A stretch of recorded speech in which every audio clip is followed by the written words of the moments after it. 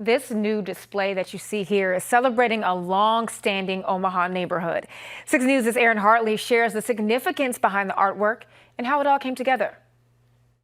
A former blank and boring wall now pops with different colors. The newest addition to the Morton Meadows neighborhood replaces a previous piece. We had a mural at one point on 42nd and Leavenworth, and that building was torn down. The new piece of art sits on the backside of the Mizpah Masonic Lodge, right off of South 48th Street.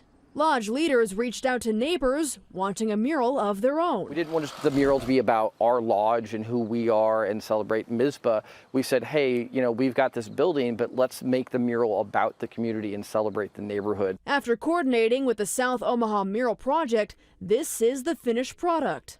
Ann Newman is the leading creator. Her vision was to highlight the focal points of the neighborhood, which she too calls home. The schools and the buildings and the architecture and definitely like the landscaping and the nature aspects were big. Neighbors even lent a helping hand on Community Paint Day. Parts of this neighborhood were a military land grant.